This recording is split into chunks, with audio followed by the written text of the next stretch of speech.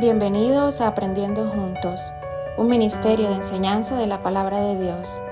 Esta transmisión es gracias al patrocinio de quienes están uniéndose para que podamos bendecir a muchos. Gracias por ayudarnos a extender el Evangelio. Este cuarto tema se llama el poder de la sangre de Jesús. Venimos trabajando, primer tema, este es el cuarto tema. El primer tema fue el poder de renovar mi mente. No voy a hacer resumen porque tengo mucho material hoy, pero bueno, el primer tema fue el poder de renovar mi mente. El segundo tema fue la unción que tenemos por pertenecer precisamente a Cristo. El tercer tema fue la amistad con Dios y hoy vamos a hablar del poder de la sangre de Jesús. Es una de las cosas que debemos siempre como cristianos nosotros recordar, es que la muerte y la resurrección de nuestro Señor Jesucristo es algo súper grandioso. Tan grandioso es que marcó un antes y un después. Ustedes hoy, entonces, a través de esta enseñanza, van a entender que todos los pactos que hicieron en el Antiguo Testamento, todos los pactos, todo lo que ustedes leen en el Antiguo Testamento de pactos que Dios hizo con su pueblo, se sellaban con sangre. Ustedes lo saben. ¿Y por qué? Algunos se preguntarán. Y es porque apuntaban, era una sombra, una pista de lo que vendría, que era precisamente, apuntaban a la sangre de Jesús, lo que vendría, ese Cordero de Dios que vendría a derramar en la cruz la sangre por cada uno de nosotros. Así que la Biblia, y en esto quiero que lo anoten y lo tengan claro, la Biblia entonces es un libro que cuenta la historia de dos hombres. Vuelvo y les repito, el primer Adán y el último Adán, que es Jesucristo. Y un libro que, aparte de contar la historia de esos dos hombres, contiene pactos de sangre. La del Antiguo Testamento, aquella de animales que cubrían el pecado del hombre, y la del Nuevo Testamento, que es la de Jesucristo, que ya no cubre al hombre para remisión de pecados, sino que quita completamente y definitivamente y para siempre el pecado del hombre. Vuelvo y les repito, la Biblia entonces es un libro que habla de dos hombres, el primer Adán, y el último Adán, que es Jesucristo. La Biblia habla de pactos de sangre. La sangre para cubrir pecados, y era la de los animales en el Antiguo Testamento, y la sangre del Nuevo Testamento, que es aquella de Jesucristo, que ya no cubre, sino que quita, limpia completamente el pecado de la humanidad. ¿Qué debe significar para nosotros entonces la sangre de Cristo? Para entender el final, como siempre les he dicho yo a ustedes, que soy una persona que para poder explicar el final, qué significa la sangre de Cristo, primeramente tenemos que irnos al principio. Para entender el final, debo irme al principio de la Biblia. Y vamos a mirar entonces qué dice Pablo a través de la carta a los Hebreos. ¿Qué hacían los del Antiguo Testamento el tema de la sangre? Y vámonos desde Hebreos capítulo 7, me está mostrando la diferencia de los dos pactos. ¿Ok? Entonces, Hebreos 9, del 19 al 22, vamos a leer. Y dice lo siguiente, porque Pablo me habla de algo muy poderoso. Porque habiendo anunciado Moisés todos los mandamientos de la ley a todo el pueblo, tomó la sangre de los becerros y de los machos cabríos con agua, lana, escarlata e hisopo. E hisopo son ramas, ¿ok? Y roció el mismo libro y también a todo el pueblo. O sea, ¿qué está pasando aquí? Moisés cogió la misma sangre en un hisopo y roció el libro. ¿Qué libro? Estaban los 5 primeros libros, o sea, el Pentateuco, Génesis, Éxodo, Levíticos, Números, Deuteronomio. Eran los libros que existían en esa época. ¿Ok? O sea que roció la Biblia y después roció a todo el pueblo. Imagínense entonces la cantidad de animales para poder hacer todo ese sacrificio, porque dice la palabra que él cogió, hizo el sacrificio de becerros y machos cabríos para rociar, ¿verdad?, al libro y también a todo el pueblo. Y en esa época ya se hablaba de que existían varias millones de personas en el pueblo de Dios, o sea, el pueblo de Israel. Y dice entonces, y roció el mismo libro y también a todo el pueblo, diciendo, esta es la sangre del pacto que Dios os ha mandado. La Biblia me dice, la Biblia me pone quién fue el que lo mandó, quién fue el que mandó esto. Y el que manda, manda. Y siempre Dios manda para bien. ¿Ok? Entonces, el que manda, manda. Nosotros no somos quien para decir y por qué sangre y por qué tal cosa, aunque lo vamos a entender a medida que desarrolle la enseñanza. Pero la Biblia me dice quién fue el que mandó a hacer esto. Y fue Dios. Y como les dije, el que manda, manda. Y Dios siempre manda para bien. Y entonces dice lo siguiente. Esta es la sangre del pacto que Dios os ha mandado. Además de esto, roció también con la sangre el tabernáculo y todos los vasos del ministerio. Y miren esto. Y según la ley, casi todo es purificado con sangre. Y sin derramamiento de sangre no hay remisión de pecado. O sea, remisión es pecado. Remisión, quitar el pecado. O sea, según la ley, me está diciendo la carta a los hebreos, y lo veíamos porque todo esto se habla claramente en el Antiguo Testamento. Según la ley, casi todo es purificado con sangre. ¿Qué hizo entonces? ¿Para qué hizo Moisés esto? Para purificar la sangre de los machos cabríos y de estas cabras, ¿verdad? De estos becerros, lo que hicieron fue purificar. Purificar el templo, purificar las vasijas del templo, purificar al pueblo. O sea, les repito, en el Antiguo Testamento esa sangre purificaba. ¿Ok? Por eso la palabra dice que casi todo era purificado con esa sangre. Y también me informa Hebreos que sin derramamiento de sangre no hay remisión. En otras palabras, no hay perdón de pecados. ¿Por qué sangre? ¿Por qué un libro de sangre? ¿Por qué todo con sangre? ¿Por qué esa sangre? ¿Por qué ese líquido? ¿Por qué ese líquido, ese fluido rojo que corre a través de nuestro cuerpo es tan importante, es tan valioso? ¿Por qué? Es necesario que nosotros entendamos la importancia de la sangre en todo esto. ¿Por qué esa sangre es tan valiosa? Me lo responden Levíticos. Y vámonos, por favor, a Levíticos 17, verso 11. Y me dice lo siguiente. Levíticos me lo contesta. Porque la vida de la carne en la sangre está. Y yo os la he dado para hacer expiación, o sea, para perdón, sobre el altar por vuestras almas, y la misma sangre hará expiación de la persona.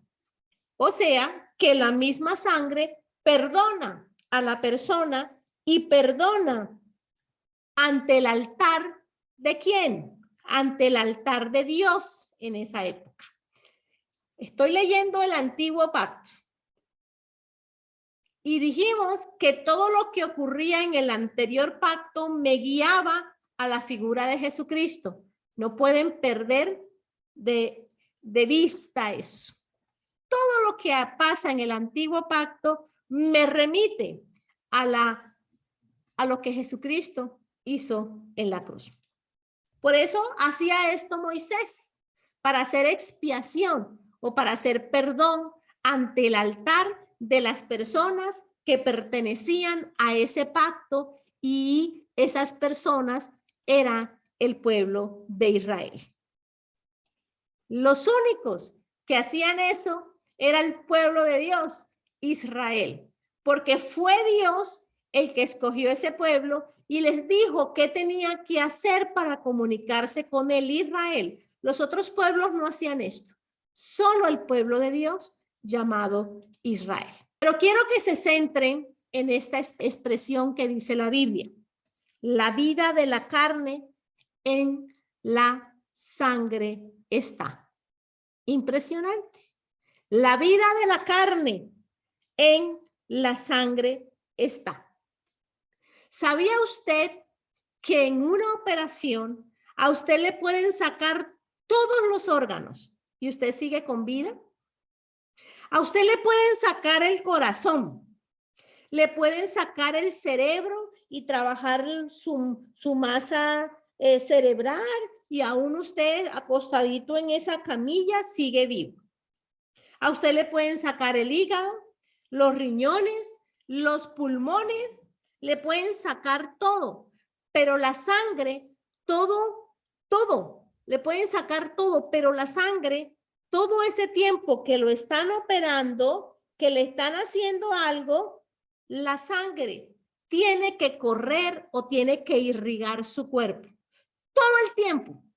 Si la sangre deja de correr, usted muere.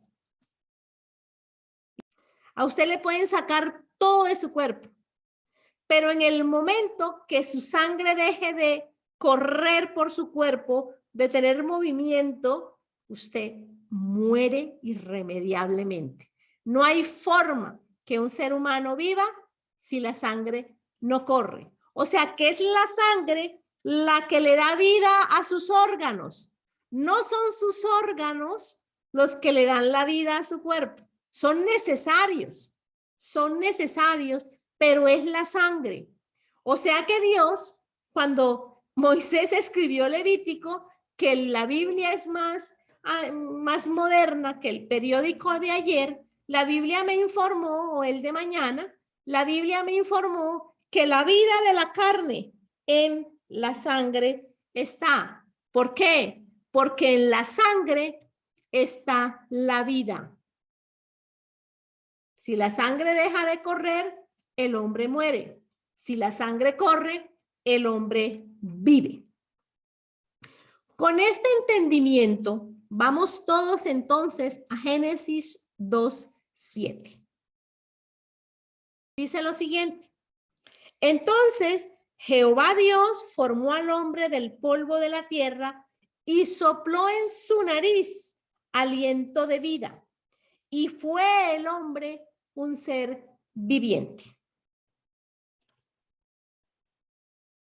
Ahora, con el entendimiento de Hebreos, que me dice que la vida en la sangre está, Hebreos me informó que la vida de la carne en la sangre está.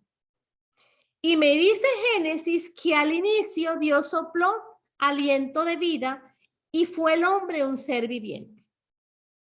Y si Levítico me dice que la vida en la sangre está, una de dos. Escúchenme bien esto, una de dos.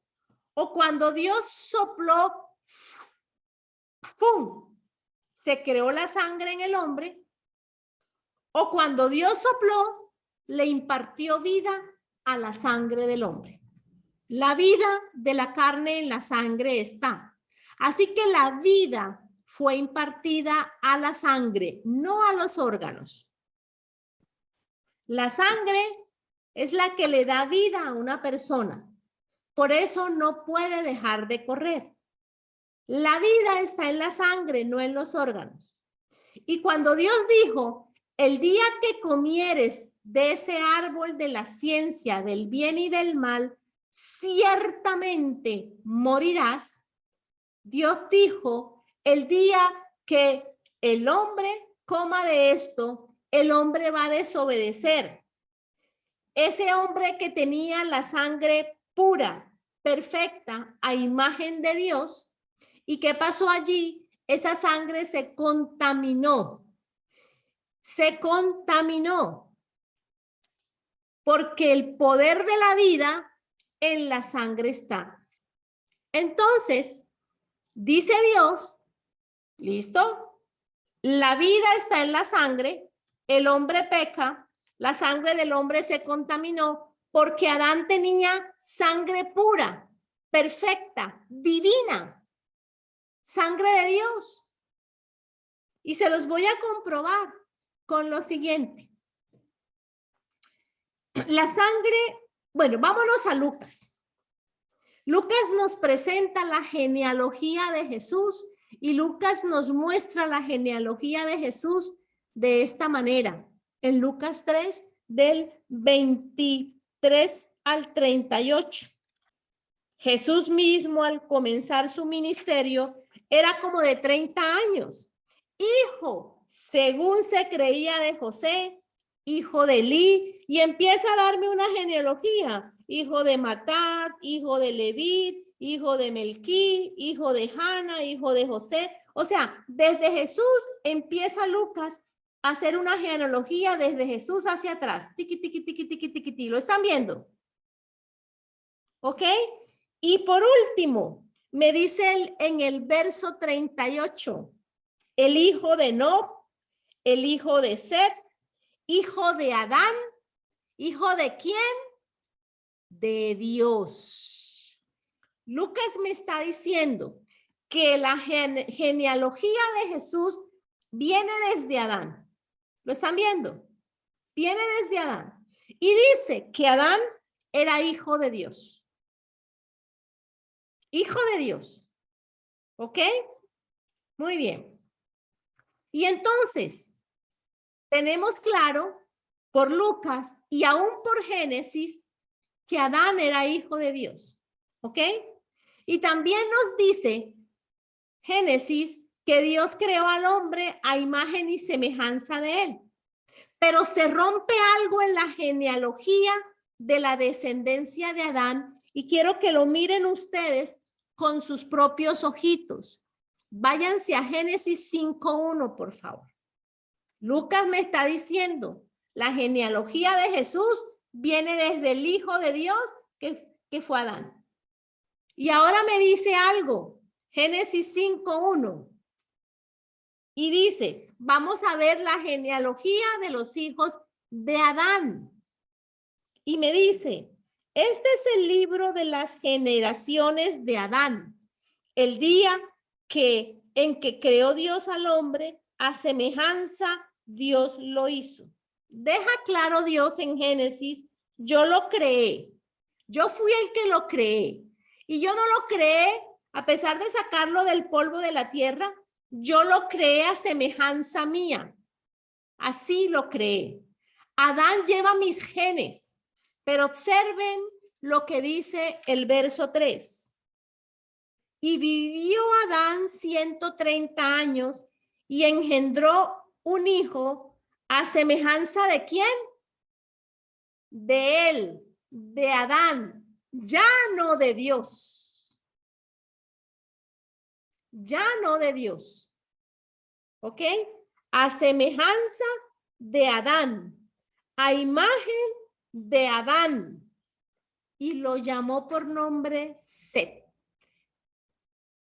Lucas me dice que Adán era hijo de Dios, pero los hijos de Adán, me dice Génesis, que no tienen nada que ver con Dios, que no tienen nada de su semejanza, que no tienen nada de su imagen.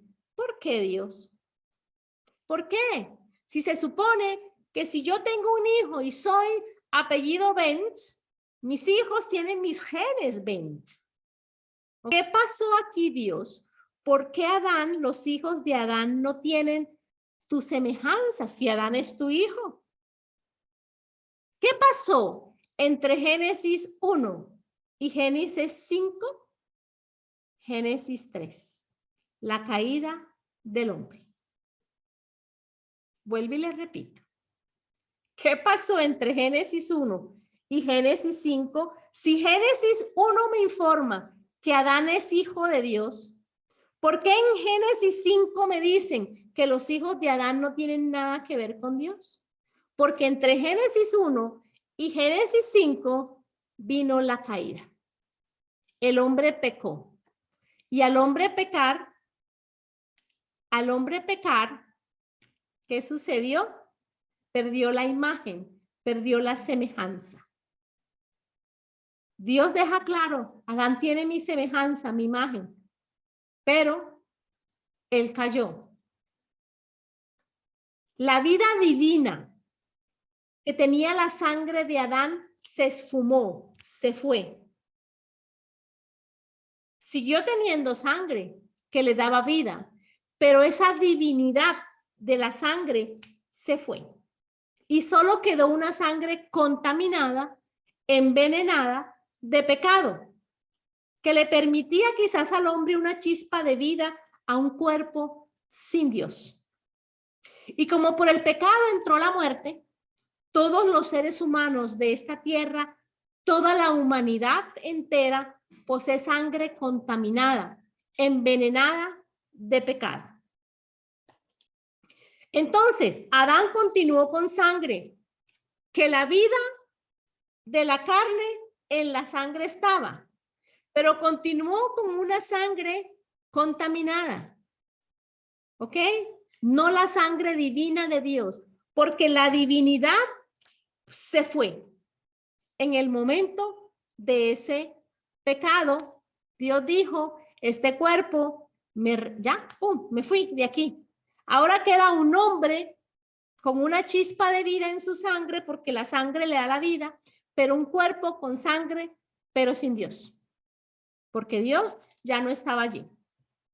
Y por eso es que toda la humanidad, dice la palabra, porque como todos venimos de Adán, toda la humanidad tiene sangre contaminada y envenenada de pecado. Ahora entonces, usted puede entender perfectamente Romanos 5:12 y vámonos por favor para allí. Por tanto, como el pecado entró en el mundo por un hombre y por el pecado la muerte, así la muerte pasó a todos los hombres, por cuanto todos pecaron.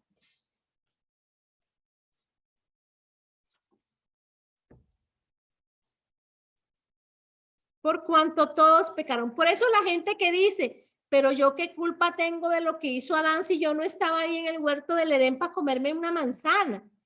No, a mí no me incluye eso. Sí, mi amigo, porque usted viene de Adán.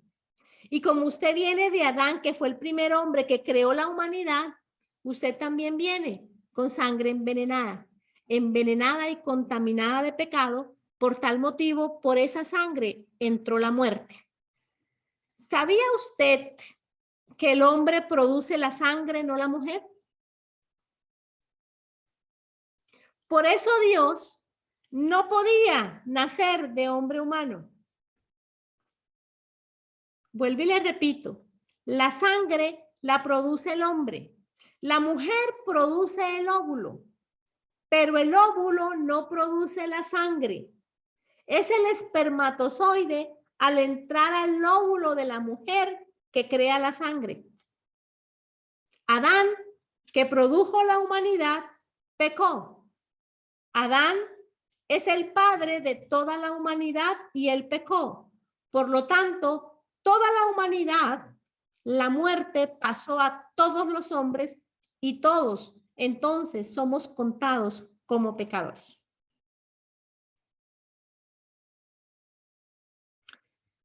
Pablo también nos dice, cuando está en Grecia enseñando, y vámonos a los Hechos de los Apóstoles, del verso Hechos de los Apóstoles 17, sí, Hechos de los Apóstoles 17, y vámonos al verso 26. Pablo me habla también de esto.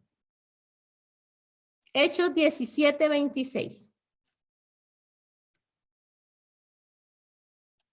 Dice lo siguiente: y de una sangre ha hecho todo el linaje de los hombres.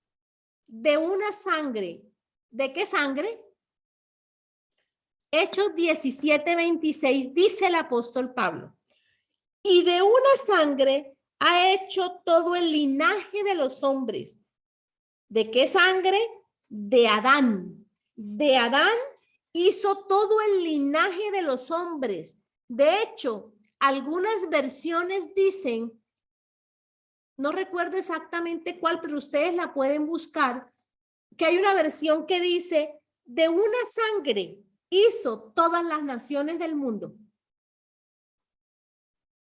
Adán es el padre de todos los hombres. De esa sangre, Dios hizo a toda la humanidad. De esa sangre, Dios hizo a todas las naciones del mundo. De una sangre ha hecho el linaje de los hombres. Y dice, para que habiten sobre toda la faz de la tierra, y les ha prefijado el orden de los tiempos y los límites de su habitación. Quiero que lo miren ustedes con sus propios ojitos. Váyanse a Génesis 5:1, por favor. Lucas me está diciendo, la genealogía de Jesús viene desde el Hijo de Dios que fue Adán. Y ahora me dice algo, Génesis 5:1. Y dice, vamos a ver la genealogía de los hijos de Adán. Y me dice, este es el libro de las generaciones de Adán. El día en que creó Dios al hombre, a semejanza Dios lo hizo. Deja claro Dios en Génesis, yo lo creé. Yo fui el que lo creé. Y yo no lo creé a pesar de sacarlo del polvo de la tierra. Yo lo creé a semejanza mía. Así lo creé. Adán lleva mis genes. Pero observen lo que dice el verso 3. Y vivió Adán 130 años y engendró un hijo a semejanza de ¿quién? De él, de Adán, ya no de Dios. Ya no de Dios. ¿Ok? A semejanza de Adán, a imagen de Adán. Y lo llamó por nombre Set. Lucas me dice que Adán era hijo de Dios, pero los hijos de Adán, me dice Génesis, que no tienen nada que ver con Dios, que no tienen nada de su semejanza, que no tienen nada de su imagen. ¿Por qué, Dios? ¿Por qué? Si se supone que si yo tengo un hijo y soy apellido Benz, mis hijos tienen mis genes Benz. ¿Qué pasó aquí, Dios? ¿Por qué Adán, los hijos de Adán no tienen tu semejanza si Adán es tu hijo? ¿Qué pasó entre Génesis 1 y Génesis 5? Génesis 3, la caída del hombre. Vuelvo y les repito. ¿Qué pasó entre Génesis 1 y Génesis 5? Si Génesis 1 me informa que Adán es hijo de Dios, ¿por qué en Génesis 5 me dicen que los hijos de Adán no tienen nada que ver con Dios? Porque entre Génesis 1 y Génesis 5 vino la caída. El hombre pecó. Y al hombre pecar, ¿qué sucedió? Perdió la imagen, perdió la semejanza. Dios deja claro, Adán tiene mi semejanza, mi imagen, pero él cayó. La vida divina que tenía la sangre de Adán se esfumó, se fue. Siguió teniendo sangre que le daba vida, pero esa divinidad de la sangre se fue. Y solo que me está comparando a Adán y a Cristo. Y me dice Romanos 5:12. Por tanto, como el pecado entró en el mundo por un hombre y por el pecado la muerte, así la muerte pasó a todos los hombres, por cuanto todos pecaron.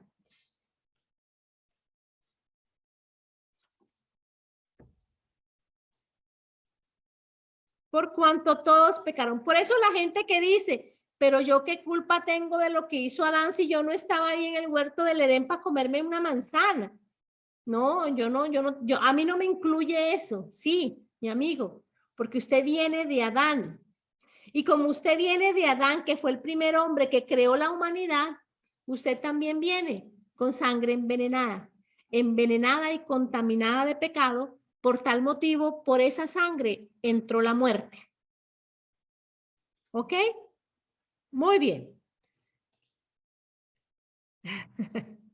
Muy bien. ¿Sabía usted que el hombre produce la sangre, no la mujer? Por eso Dios no podía nacer de hombre humano. Vuelvo y le repito, la sangre la produce el hombre. La mujer produce el óvulo, pero el óvulo no produce la sangre. Es el espermatozoide al entrar al óvulo de la mujer que crea la sangre. Adán, que produjo la humanidad, pecó. Adán es el padre de toda la humanidad y él pecó. Por lo tanto, toda la humanidad, la muerte pasó a todos los hombres y todos entonces somos contados como pecadores.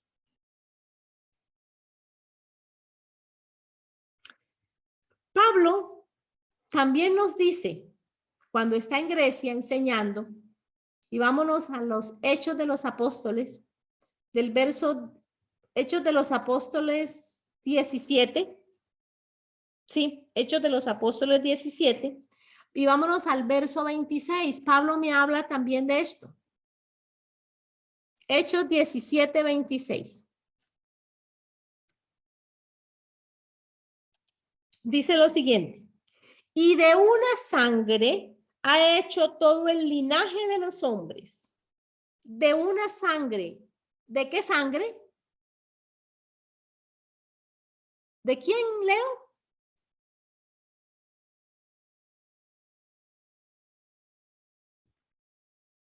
¿De la sangre de Jesucristo? No. Vamos a leer, porque todo el mundo dice eso.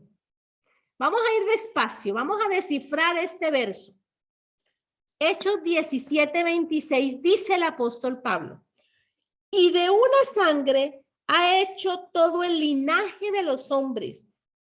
¿De qué sangre? De Adán. De Adán hizo todo el linaje de los hombres. De hecho, algunas versiones dicen, no recuerdo exactamente cuál, pero ustedes la pueden buscar, que hay una versión que dice, de una sangre hizo todas las naciones del mundo. Adán es el padre de todos los hombres. De esa sangre, Dios hizo a toda la humanidad. De esa sangre, Dios hizo a todas las naciones del mundo. De una sangre ha hecho el linaje de los hombres. Y dice, para que habiten sobre toda la faz de la tierra, y les ha prefijado el orden de los tiempos y los límites de su habitación. Hoy ustedes van a entender ese versículo, porque el 98% del cuerpo de Cristo no lo entiende.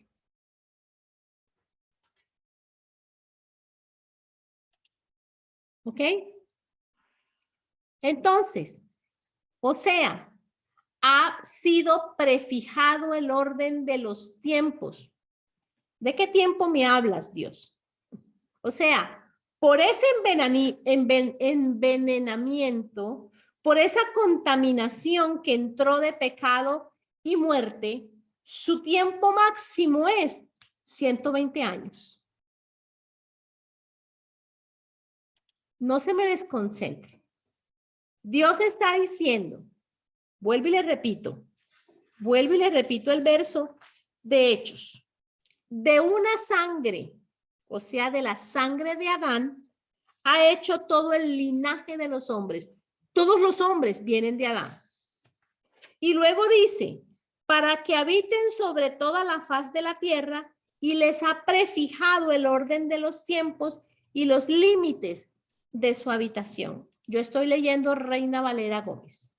O sea, ha sido prefijado el orden de los tiempos, porque por ese envenenamiento, por esa contaminación, por donde entró el pecado y por donde entró la muerte, el tiempo del hombre es máximo 130 años, 120 años, perdón.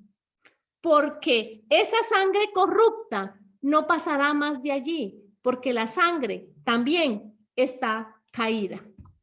Ningún hombre puede vivir más de 120 años. Escrito está. Yo creo que estoy hablando con gente que sabe esto. Dios, al principio, la muerte no tenía nada que ver con el hombre. Dios no había dicho ustedes iban a morir. La muerte entró con el pecado de Adán, que la sangre se contaminó. Antes de Noé, el tiempo de edad era 1, Dios lo acortó después y al final quedó 120 años. Por eso es que Dios dice, ha prefijado el orden de los tiempos. La sangre está corrupta y no puede vivir más de 120 años, porque la sangre también está caída, porque la sangre, en la sangre está la vida. Inicialmente era una sangre divina, pura, pero al entrar en ella contaminación, ¿contaminación de qué? De pecado y posteriormente muerte, lo que hizo fue corromper la sangre de Adán, al punto que toda la raza humana, toda la raza humana muere porque se ha prefijado el orden de los tiempos. Y los límites de su habitación, ¿qué quiere decir esto? Porque por esos 120 años de límite de tiempo, esos 120 años es la oportunidad que Dios nos está dando, que tenemos para recibir perdón de pecados a través de la sangre de Jesús. Y entonces, o vamos a habitar en la parte celestial, al lado de Dios, por siempre y para siempre, o vamos a habitar en la parte del infierno, al lado de Satanás, por siempre y para siempre. ¿Me están entendiendo? Tenaz, ¿sí o no? Tenaz. Dios aquí me está dando dos cosas. Listo. La sangre se contaminó, tiene un límite de tiempo, 120 años. Y esos 120 años, ojalá y lo inviertan bien. ¿En qué? En aceptar la sangre preciosa de mi hijo, porque todo lo que ustedes hacían antes era una sombra de lo que iba a pasar con Jesús. Ojalá lo hagan. ¿Para qué? Para que ustedes entonces, dice la palabra, que hay unos límites donde ustedes van a habitar. Hay un límite, cielo o infierno. Cristo con Jesús o con Satanás. Por siempre y para siempre en el infierno o por siempre y para siempre en la gloria de Dios Padre, en el paraíso con Él. Entonces, entendiendo esto, que la sangre adánica, todo esto que hemos visto, también entenderán por qué Jesús no podía venir de sangre humana, sino solo de mujer. Y eso nos lo dice Gálatas 4:4. También Pablo. Pero cuando vino el cumplimiento del tiempo, ¿qué tiempo? En el momento que Jesús tenía que venir a la tierra, Dios envió a su hijo nacido de mujer y nacido bajo la ley. Nacido de mujer. Como la sangre de Adán no estaba en él, nuevamente entonces, a través de Jesús, venía una sangre pura, una sangre limpia, una sangre sin contaminación. O sea, el primer Adán pecó y la sangre se contaminó. Ahora, cuando vino el cumplimiento del tiempo, Dios mandó, pero ya no a un corderito para que cubriera el pecado, mandó a su hijo único para que, ¿qué? A su hijo nacido de mujer, porque no podía nacer con sangre de hombre contaminada. Vino nacido de mujer. Ustedes también saben que el bebé nunca, jamás toca la sangre de la madre. ¿Lo sabían? Las que hemos estado embarazadas. Búsquense todo esto que es ciencia, pero la Biblia es tan preciosa, perfecta, tan clara, que me habla de la ciencia antes que muchos inventores descubrieran esto. El bebé está en el vientre de la madre, pero nunca la sangre del bebé tiene conexión con la sangre de la madre. Porque igual, aunque la Virgen María era virgen, venía de la simiente de Adán y también tenía sangre de pecadora. ¿Qué sucede? La Iglesia Católica no maneja esto. Y entonces pone a María como la Inmaculada Concepción. Y María también necesitaba un Salvador como nosotros. Por eso, María tuvo al Salvador en su vientre, pero la sangre de María nunca tocó la sangre de Jesús. Y ningún bebé toca la sangre de una madre. De hecho, cuando eso sucede hay problemas. El cordón, o sea, todo ese líquido amniótico, toda esa telita que cubre al bebé, separa al bebé de la sangre de la madre. Esa criatura que estaba sosteniendo María era el Salvador de la humanidad, era el Cordero de Dios, era Dios mismo hecho carne, el Verbo se hizo carne y habitó entre nosotros, dice la palabra.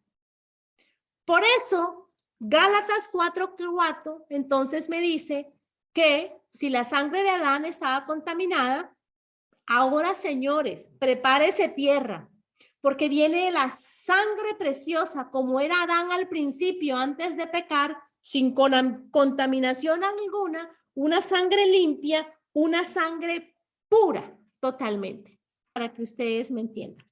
Ahora sí vamos a Primera de Pedro, entonces, Primera de Pedro 1, y vamos a leer desde el verso 18 al 19.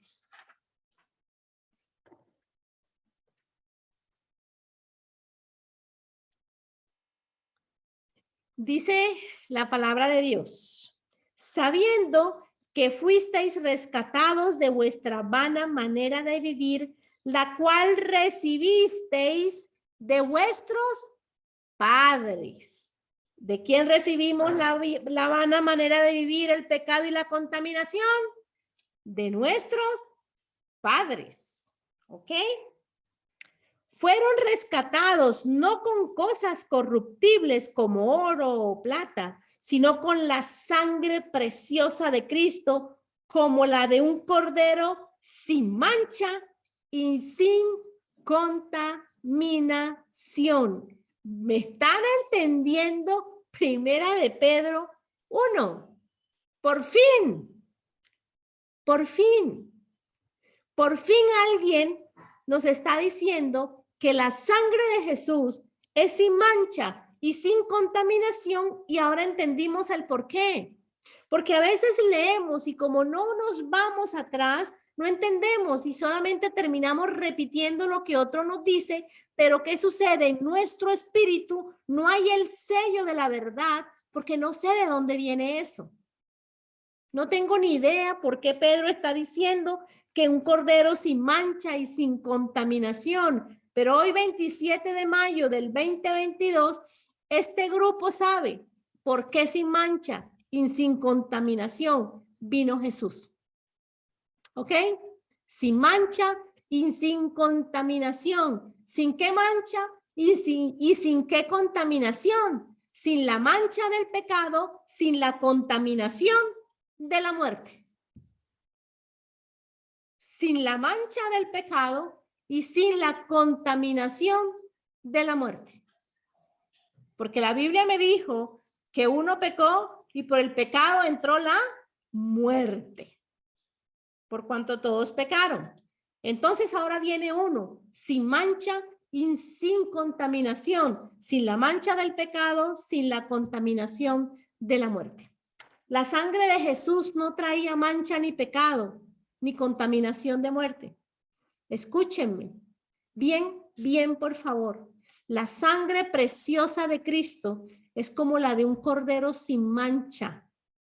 Y nos dice el apóstol Pedro, y ya vimos en el Antiguo Testamento, que Moisés rociaba la sangre porque la sangre purificaba todo lo que tocaba. La sangre de nuestro Jesús es preciosa porque purifica, porque santifica, porque limpia al pecador cuando éste lo recibe. Es una sangre preciosa por ese sentido. Pero nadie sabe lo preciosa que es hasta que las circunstancias se lo muestran. Por ejemplo, solo el hambriento sabe cuán preciosa es la comida. Solo el hambriento sabe cuán preciosa es la comida. Solo el sediento sabe cuán precioso es el agua. Solo el que está enfermo y tiene dolores en su cuerpo sabe lo que es la salud, cuán preciosa es la salud. Solo el que vive en pobreza entiende cuán preciosa es la riqueza. Solo el que está mugriento es el que entiende cuán precioso es el agua y el jabón. Y solo el que entiende que está perdido en delitos y en pecado es el único que entiende cuán preciosa es la sangre de Jesús. Solo el que está perdido en delitos, que reconoce, más para abajo yo no puedo caer, es el que entonces entiende y le da valor a esa sangre preciosa de ese cordero sin mancha y sin contaminación. No le va a dar valor a esa sangre de Jesús. No le va a dar valor a la sangre preciosa. Porque cree que entonces de otra manera se va a acercar a Jesús, y es imposible acercarnos a Dios sino por medio de su sangre, solamente por ahí, por esa sangre derramada para el perdón de nuestros pecados. Es imposible acercarse a Dios de otra manera para ser limpiados y para ser purificados, a no ser por su sangre. Por eso, cuando Adán cayó, lo primero que hizo fue cubrirse con hojas. ¿Y qué hizo Dios? Venga para acá, hombre Adán. Usted no va a arreglar ese problema con hojas. No, con hojas no es que usted va a cubrir su pecado. Ahí, con ese pecado que usted cometió, lo que va a tener que pasar es que una sangre inocente muera en lugar suyo. La única manera que yo le pueda cubrir su pecado, para que yo lo pueda ayudar, es que alguien inocente pague por usted. Por eso, el primer sacrificio del animal lo hizo Dios mismo en el jardín del Edén, diciendo, si yo no me involucro aquí, no hay ayuda para el hombre. Fue el mismo Dios que le mostró allí al hombre, a Adán, cómo se tenían que acercar a él. Por eso Hebreos nos muestra que Moisés dice, este es el pacto de sangre mandado por Dios, porque es Dios el que le dice al hombre cómo se acerca a él, no al contrario. Allí es que Adán entonces por primera vez en el huerto del Edén mira cómo Dios mata al primer animal inocente, todo con el fin de que él pudiera ser cubierto de su pecado. Esto no es con hojas, esto es con sangre pura. Esto no es con hojas, es que una sangre pura, sin mancha, una sangre sin contaminación, cubra la sangre impura. ¿Me están entendiendo? Pero como el animal no tiene el mismo valor que el ser humano, por eso dice la palabra que la sangre de animal no puede quitar el pecado, solo cubrirlo. La sangre fue estipulada en el jardín del Edén Por eso vemos a Caín y Abel llevar ofrenda. ¿Ofrenda de qué? De sangre. Dice la Biblia que Caín llevó la mejor ofrenda, que Caín llevó las cosas del campo, lo que él había hecho. Y vemos a Abel que llevó lo mejor de las ovejas más gordas que tenía. ¿Qué implicaba esto?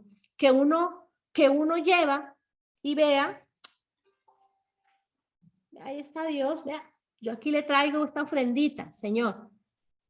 Aquí, lo producido por mis manos, mis obras, mis esfuerzos, lo que yo hago. Y el otro lleva lo mejor de las ovejas gordas. ¿Ok? Y Dios entonces miró con agrado la ofrenda de Caín. ¿Por qué? No es porque, ay, Dios tan malo, no quiere sino sangre, porque Dios ya lo había estipulado. Señores, con sangres va a ser la única manera que se va a solucionar esto. Con sangre. Y Caín lo hizo a su manera y no a la manera de Dios. Caín fue el primero que trató de hacer una religión diferente a lo que Dios había estipulado. Lo que hizo era hacer lo que hizo su hermano. Hay mucha gente hoy en día queriéndose acercar a Dios a su manera, queriendo hacer religiones. Me voy a acercar a Dios quizás haciendo, no sé, llevándole esto a los pobres, haciendo buenas obras. De esa manera me voy a acercar a Dios. Mis amigos, les informo, sin derramamiento de sangre no hay perdón de pecados. Y Dios no ve con agrado al que no acude a la sangre, pero no a cualquier sangre, a la sangre de su precioso Hijo Jesús. ¿Ok? Muy bien. Ahora, entonces, llega Noé, también se baja del arca, hace sacrificios y ustedes empiezan a ver muchos sacrificios, hasta llegar a Moisés, muchos, ¿verdad? Y les voy a quitar más tiempo. En Éxodo me dice la palabra que el pueblo de Israel llevaba siglos de esclavo en Egipto y ellos ya habían olvidado todo. Habían olvidado todo esto, que el pacto, que la sangre, que Caín, que Abel, que Abraham, que Adán. Ellos ya no tenían memoria de todo esto. Y entonces Dios levanta a un hombre llamado Moisés para sacarlos de allí. Empiezan entonces las plagas y Faraón con ninguna plaga dejó salir al pueblo. No sé si ustedes se acuerdan de eso. Con ninguna plaga los dejó salir. ¿Por qué? Porque no es el juicio y la mano poderosa de Dios que puede librar al hombre. No, señores. Ni siquiera la mano poderosa de Dios puede librar al hombre. No me miren feo. No es el juicio ni la mano poderosa de Dios que puede liberar al hombre de la condenación eterna. Ellos vieron el juicio. Faraón lo vio. Pero Faraón decía, ellos son míos. Esta gente es mía. Y deben entender algo. No fue Faraón el que fue y tomó cautivo a Israel. En ningún momento. Fue Israel la que se fue a meter a los pueblos de Faraón y hacerse debajo de Faraón. Faraón no los conquistó, no los fue. Ay, ven, no, fue el hombre el que fue a Egipto a hacerse de la mano debajo de Faraón. ¿Ok? Lo mismo. Tampoco fue Satanás quien fue donde Adán y lo hizo cautivo. No. Fue Adán quien aceptó la invitación de Satanás. Ven a mi reino, come de ese árbol. Hágase aquí en el reino de las tinieblas, mijito. Y cuando llegue usted aquí a mi reino, legalmente, usted es mi cautivo. ¿Me están entendiendo? Es un paralelo en la Biblia. Faraón representa a Satanás. Egipto representa el reino de Satanás. Israel no fue cautivo por Faraón. Ellos fueron y se metieron allá. Por tanto, Faraón dijo, no los dejo salir, se quedan. Y Dios mandó una plaga y mandó otra y mandó otra y no salieron.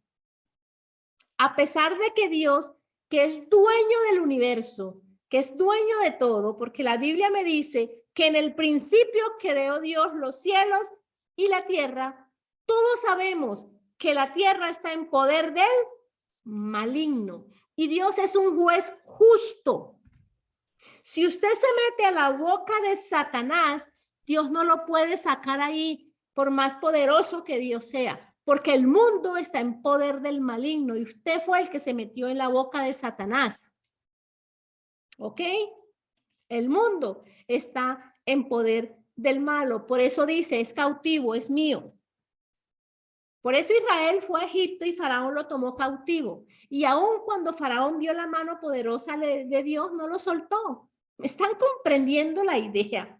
La única forma que ellos serían libres, y la Biblia lo muestra, la única forma fue a través de la sangre de un cordero por familia. Y es allí donde la Biblia me muestra un tema que se llama la Pascua. ¿Ok? Porque es solo por sangre que iba a sacarlo.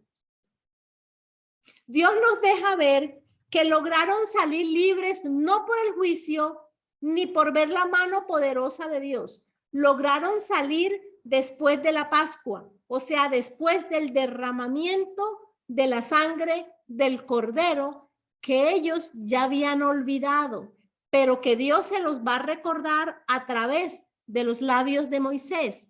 Y ahora sí, vámonos a Éxodo 12, del 3 al 7. Y voy a hablar a toda la congregación de Israel diciendo, este es Dios diciéndole a Moisés que haga esto.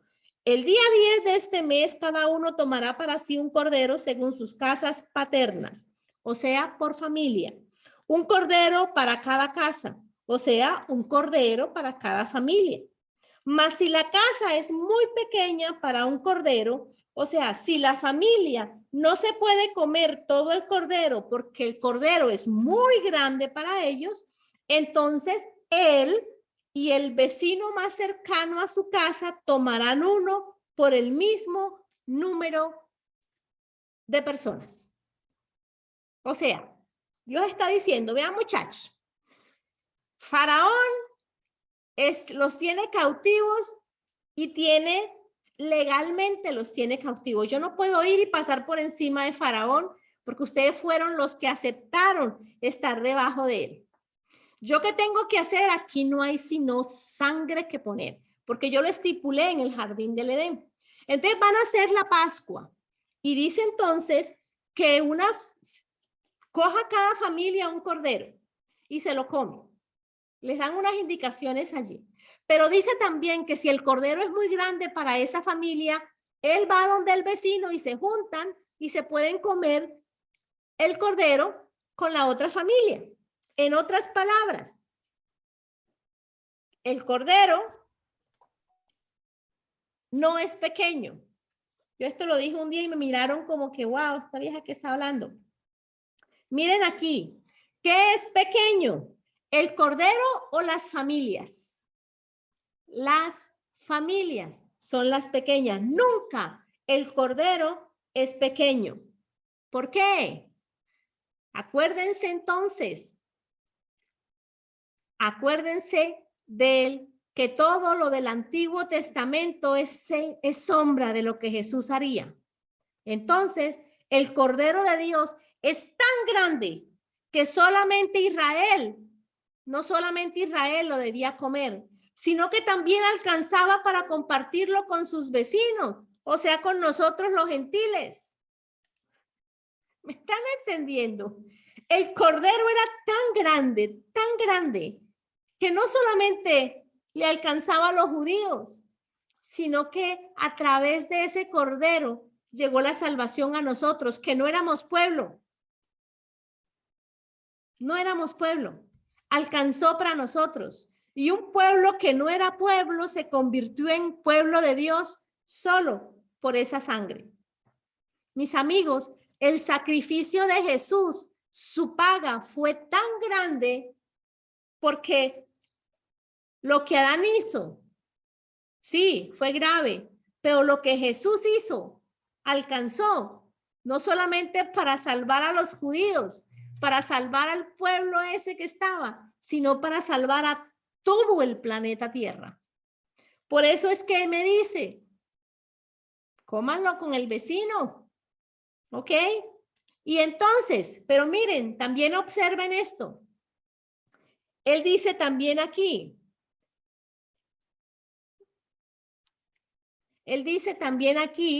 que él y el vecino más cercano de su casa tomarán uno según el número de personas. Es una casa, ojo, y Dios le está hablando a él. Él va a la otra casa y come con el vecino. Él. Dios le está hablando al hombre. A los hombres cristianos que hay aquí les digo, es su responsabilidad su casa, porque usted es el responsable ante Dios de su casa. Por eso el hombre era quien iba a aplicar la sangre en esos dinteles, iba a aplicar la sangre en los dinteles de la puerta. Pero ahora, si usted es una mujer y nadie en su familia es cristiano, sino usted, la autoridad la tiene usted en su casa, espiritualmente hablando. Pero si hay un hombre y es cristiano, la responsabilidad directa ante Dios la tiene ese varón. Por eso aquí dice él, no dice ella ni los niñitos, dice él. Él va entonces a su vecino más cercano a su casa y tomarán entonces uno según el número de personas, conforme a lo que cada persona coma, dividiréis el cordero. Y luego me dice este espectáculo, verso 5. El cordero será un macho sin defecto de 1 año, lo apartaréis de entre las ovejas o de entre las cabras y lo guardaréis hasta el día 14 del mismo mes. Entonces toda la asamblea de la congregación de Israel lo matará al anochecer y tomarán parte de la sangre y lo pondrán en los 2 postes y en el dintel, haciendo señal de cruz. 2 postes y dintel. Si unes los puntos, es una cruz. ¿Ok? Entonces, miren, ¿qué pasa aquí? Miren los requisitos. Primero, el cordero será un macho sin defecto. Lo mismo que Jesús, se los acabé de leer, fue un hombre, una sangre sin defecto, sin contaminación. ¿Lo están viendo el símil, la comparación? Lo mismo Jesucristo. ¿Ok? Jesús fue sin defecto en su sangre. Segundo, dice que era de 1 año. Y miren, les voy a poner un corderito de 1 año, una fotito, para que usted lo mire, mire qué belleza. Mire esto. Este es un corderito de 1 año. Y muchos de ustedes dirán, ¡ay, qué ternurita! Y sí, es una ternurita. ¿Ok? ¿Qué me está mostrando eso? Porque así de tierno ve Dios a su Hijo Jesucristo, la ternura de Jesús. Mire lo que dice 2 Corintios 10:1. Yo, Pablo, os ruego por la mansedumbre y ternura de Cristo. Mansedumbre y ternura de Cristo. Así es Jesús, ¿verdad? Y 3. Dice, lo van a tener del día 10 al día 14. O sea que lo iban a tener 4 días. Desde la caída de Adán hasta que Cristo vino pasaron 4,000 años. Y nos dice Pedro que para Dios un día es como 1,000 años. Entonces, para Dios también pasaron 4 días en el dolor tan inmenso de mandar a su Hijo para que muriera por toda la humanidad, por usted y por mí. ¿Se está dando cuenta? ¿Qué sucede cuando ponen la sangre en los dinteles? Lo que sucede, dice la misma palabra, es que el destruidor no puede destruir la casa donde está puesta esa sangre, pero sí puede destruir el resto. Vuelvo y le repito, la misma Biblia lo dice, ya no tengo tiempo para ir a los versos, que eso está en Génesis. Y eso está también en Éxodo cuando obviamente me hablan de la Pascua. Dios le dice, vas a poner la sangre aquí, la sangre aquí y la sangre aquí. La cruz. ¿Ok? Y cuando eso suceda, era la muerte de los primogénitos. Cuando eso suceda, que tú hagas esto, el ángel destruidor, dice textualmente la Biblia, donde vea la sangre aplicada, no puede entrar y herir a los de esa casa, pero sí puede herir al resto donde la sangre no está aplicada. ¿Ok? Nos está mostrando la palabra que donde la sangre es aplicada, hay protección. Donde la sangre es aplicada, hay perdón. Donde la sangre es aplicada, hay liberación, porque fue por este acto que Israel salió libre de Egipto de la mano de Faraón. Nos muestra Dios, no era por el juicio de las plagas que puede salir libre Israel de Egipto. No es por el juicio que le hará Dios a Satanás que puede salir el hombre pecador. No es el juicio que le haga Faraón, no es el juicio que le haga Satanás, porque legalmente el hombre está en poder de Satanás legalmente. Pero sí, por la sangre preciosa del Cordero, es que Dios puede liberar al hombre de las garras de Satanás. ¿Lo están viendo? No es el juicio que Dios puede hacerle a Satanás lo que iba a liberar al hombre pecador, sino la sangre preciosa de Jesús que fue derramada por cada uno de nosotros para protección, para perdón, para liberación, para sacarnos de las garras de Satanás. Y ahí sí, Éxodo 12:22 nos dice cómo aplicaban esa sangre. Y vámonos a Éxodo 12:22. Y tomaréis un manojo de hisopo y lo mojaréis en la sangre que está en la vasija y untaréis con la sangre que está en la vasija el dintel y los dos postes de la puerta, y ninguno de vosotros saldrá de la puerta de su casa hasta mañana. Dios dijo, se me van a quedar quietecitos ahí. Nadie me sale, porque hoy el ángel destructor va a pasar y donde no vea la sangre de Jesucristo, va a matar, va a robar, va a destruir, porque a eso vino el ladrón, a matar, robar y destruir. Y en el Antiguo Testamento venía a matar el ángel de la muerte. Ninguno de nosotros se puede salir de la protección que da la sangre de Jesucristo. Ninguno puede cometer esa bobada. Ninguno de ustedes se puede salir de la fe en la sangre de Jesús si quiere la protección de Dios. Ninguno de ustedes. Ninguno. Absolutamente nadie. Pongan fe en la sangre de Cristo cuando el ladrón venga a robarlos, a matarles y a destruirlos. Porque la sangre preciosa de Jesús los protege. Los del Antiguo Testamento tenían que tomar un hisopo para aplicar la sangre en los dinteles. En el Nuevo Pacto, el hisopo es nuestra boca. Con ella confesamos que la sangre de Cristo tiene poder. Con este hisopo confesamos a Jesús como nuestro Señor y Salvador. Con este hisopo. Y con este hisopo, entonces la sangre de Jesús está sobre mí. Y si eso está sucediendo, tengo protección, tengo perdón, tengo liberación. Porque ese es el poder de la sangre preciosa de Jesucristo. La sangre poderosa de Jesucristo nos da libertad. La promoción nos da la sangre de Jesucristo cuando acudimos a ella.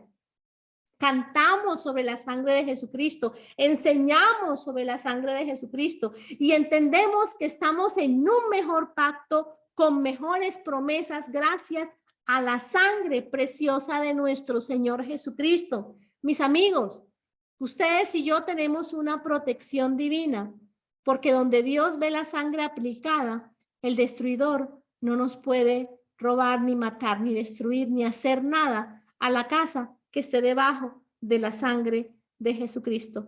Por eso les dije claramente, ojo, varón, si usted es cristiano, a usted le corresponde permanentemente estar invocando la sangre de Jesucristo sobre su casa, porque en usted está la responsabilidad ante Dios. Y si usted mujer, nadie más sino usted es cristiana, que su esposo es inconverso, usted es soltera, ¿yo qué voy a saber? Permanentemente usted invoque la sangre de Jesucristo sobre su casa, para que entonces su familia conozca a Jesucristo y entonces el destruidor no los pueda alcanzar, para que el maligno no pueda llevar a la muerte a sus familias antes de que ellos reconozcan la sangre salvadora de Jesucristo en sus vidas. El maligno no les puede tocar, porque Hebreos 8:6 nos dice que Jesús ha alcanzado un ministerio sacerdotal tanto más excelente por cuanto Él es mediador de un pacto superior, de un pacto mucho más grande, porque ese pacto se ha establecido, dice la palabra, nada menos y nada más que en mejores promesas. ¿Me están entendiendo? Si el anterior cubría, Jesucristo nos libra.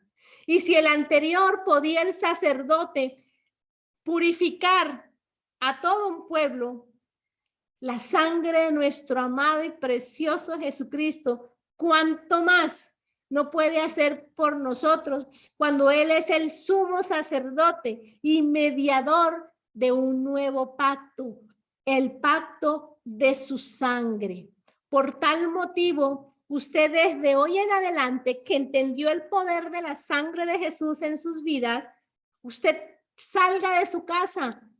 La sangre de Cristo me protege desde mi salir hasta mi entrar nuevamente. La sangre de Cristo protege a mi casa y a mi familia. La sangre de Cristo me da inteligencia para poder tener promociones que yo necesito. Unja permanentemente su vida con la sangre de Jesucristo. Esto no es un rito, ¿ok? Esto es nada menos y nada más que entender que Jesucristo fue mediador de un mejor pacto establecido sobre mejores promesas. Y yo, gloria a Dios, que sí, la sangre de Cristo está en mí. Por tal motivo, el ángel de la muerte, a lo que vea a Dios, a Jesús y su sangre en mí, no me puede tocar. Esperamos que hayas sido bendecido con esta enseñanza y te invitamos a que te suscribas. Bendiciones.